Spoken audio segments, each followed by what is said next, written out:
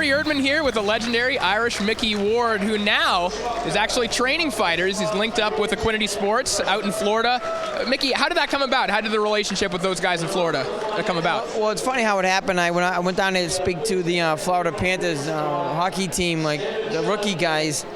And one thing led to another, how I knew a friend of a friend and blah, blah. And next thing I knew, I was talking to a guy that owns Equinity Sports, Gary Jonas.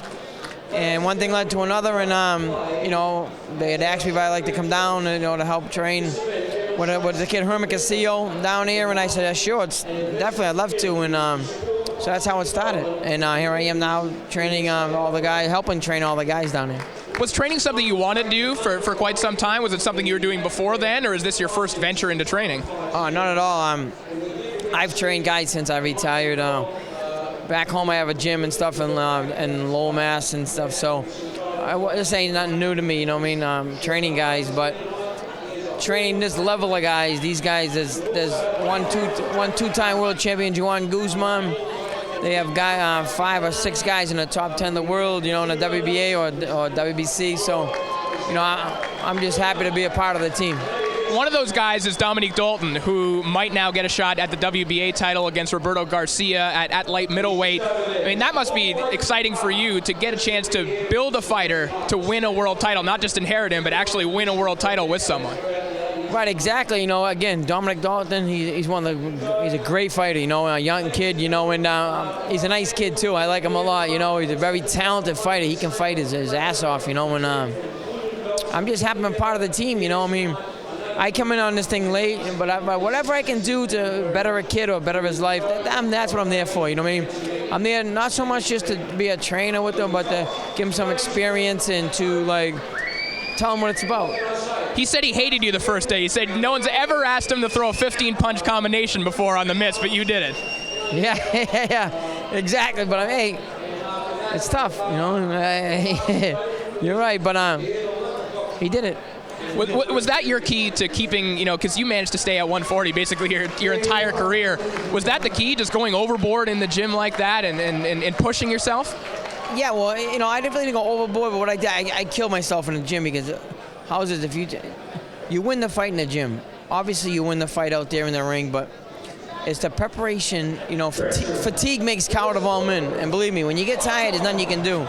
So I always trained 10,000 times harder, not harder than the guy fought, but as hard as I could. And that usually helped me, you know, that and just the will to want to win and things like that. But you win the fight in the gym. And you always had that reserve, that left hook to the body, and Dominique said you've been trying to teach that to him as well. Do you think that's a bit of a lost art in boxing these days?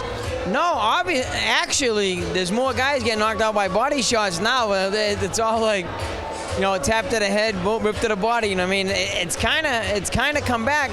Right now, it's in a little low, but in the last 4 or 5 years, you know what I mean, guys have been throwing body shots more. And that's the key. Break the guy down, break him mentally, and break his body down, and you're all set. One of the other guys I know you mentioned to me before that you're excited to work with, Howland Williams Jr., just signed with Equinity Sports as well. What have you seen of him in the gym so far? Oh, that kid can fight. That kid is like, he's a great young kid. You know, he's just a great fighter. You know, great amateur. He can fight, he can box, and he got some pop in him. That kid, he's smart. He knows the game, and I'm excited to see what's going to happen with him because he can fight. Now, outside of your own stable, you know, obviously you still keep up with boxing, and you know there are a lot of guys who go in there and say, "I want to put on a fight like Micky Ward." I know Brandon Rios said he wanted his Micky Ward type moment. Have there been fights that you've watched recently when you've been like, "Oh yeah, okay, that seems like the kind of fight I'd like to be in"? Yeah, you know, yeah, it's true, but. You know, that kind of makes everything worthwhile, all the tough stuff you went through and all the tough fights and all the hard training. To have someone like a Brandon Rios say, I want to have a fight like Micky Ward's and Arturo Gatti, you know. That makes you know that some people took notice. People know what you've done in the sport. That's all that matters. Hey, I don't care if I was good or bad. I don't care. As long as people remember me by giving everything I had in the ring, that's all that mattered to me. I'm sure you've been asked this before, but what is your favorite fight? You know, I know mine for me. A lot of people disagree with me, but your fight with Ward-Augustus is always on the loop on the DVR. Yeah, honestly, that was that was as tough as any fight I ever had. I mean, the total fights topped everything, but that fight was right up there. That fight was non-stop. And Emmanuel Augustus, he was probably one of the toughest kids I've ever fought in my life. Amateur, pro, so awkward. Not just awkward. He could take a punch, and he had some pop in his punch too. And lastly, I know it's going to be probably an emotional time for you later on this year, Arturo Gatti, getting inducted into the Boxing Hall of Fame. There's some people who say that he doesn't deserve to be there. How do you respond to that? Whoever says he shouldn't be in there, you should have gotten a ring with him. That's bullshit, I think. I don't mean to swear like that, but I don't think it's right. I mean, that kid gave everything he had to the sport. He trained, don't talk about outside it happened. Everyone wants to talk about he was this and that. Who cares about that? We're talking about boxing. In the boxing ring, there was no one better when he fought. He gave you everything he had. He trained his ass off when he fought. I mean, he may have went out and done his thing after. It doesn't matter. When he fought in that ring, he was at his best. You know, there was no one better. And he gave the people what they wanted. He gave them excitement, and he won 2 world titles. You know what I mean? And he was one of the best fighters of his time. We're looking forward to seeing you in the corner and maybe getting a world title around one of your fighters' waist. I hope so. Irish Micky Ward here on the Fight Network.